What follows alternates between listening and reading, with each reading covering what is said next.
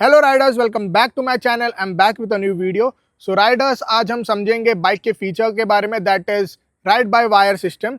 ये मोस्टली आपको premium motorcycles में देखने को मिलता है। इस कॉन्सेप्ट को समझने से पहले इसके ओल्ड स्कूल टेक्नोलॉजी कॉन्सेप्ट को समझेंगे, that is ride by cable. So let's not waste any more time and let's get into the video. Ride by cable जो कॉन्सेप्ट है वो मोस्टली आपको क्वार्टर लीटर सेगमेंट और सब कैटेगरी 500 सीसी सेगमेंट्स में कुछ बाइक्स में देखने को मिलता है। राइड बाय केबल जो कॉन्सेप्ट है ये ओल्ड स्कूल कॉन्सेप्ट है। बेसिकली ये बाइक का ट्रॉटल है जो केबल से कनेक्टेड रहता है ट्रॉटल बॉडी को, और जो ट्रॉटल बॉडी है वो इंजन से कनेक्टेड रहती है। जो हम जब इसका ट्रॉटल ट्विस्ट करते हैं उस एक प्रोपोर्शन में एयर और फ्यूल का इनटेक होता है इंजन में, जिससे उसका इंजन का वर्किंग होता है। राइड बाय वायर जो कॉन्सेप्ट है वो इलेक्ट्रॉनिक ऑपरेट होता है। ये बाइक का जो ट्रॉटल है हम कितने अमाउंट में ट्विस्ट करते हैं, यहाँ पे जो सेंसर है वो सेंस करता है और ECU को मैसेज पास ऑन करता है कि कितना अमाउंट ऑफ ट्विस्टिंग हुआ है ट्रॉटल पे। ECU is the brain of the motorcycle. ये मैसेज पास ऑन करता है ट्रॉटल बॉडी को।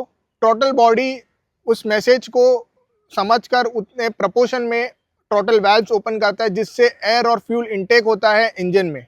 सो राइडर्स, टेक्नोलॉजी कितनी भी आगे बढ़ गई हो, हर टेक्नोलॉजी का प्रोज एंड कॉन्स होता है।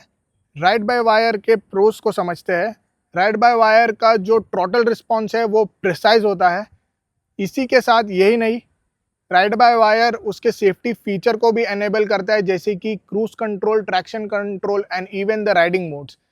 ये सारे फीचर्स इसलिए पॉसिबल है is because of the ride by wire, because ये जो सारे फीचर्स उसके ट्रॉटल रिस्पॉन्स पे डिपेंड करता है। और ट्रॉटल रिस्पॉन्स जैसे कि मैंने वीडियो में कहा था उस इसी को कनेक्टेड होता है जो ब्रेन ऑफ द मोटरसाइकिल है, तो उसी के साथ ये फीचर्स को एनेबल कर। राइड बाय वायर अगर मैल फंक्शन हुआ तो आपकी बाइक ना आगे बढ़ेगी, आपकी बाइक को टो कर सर्विस सेंटर लेके जाना पड़ेगा और इसे आपका लोकल मैकेनिक भी ठीक नहीं कर सकता है। रही बात इसके मेंटेनेंस कॉस्ट की, इसका मेंटेनेंस कॉस्ट काफ़ी ज़्यादा है। राइड बाय केबल एक मैकेनिकल केबल से चलता है।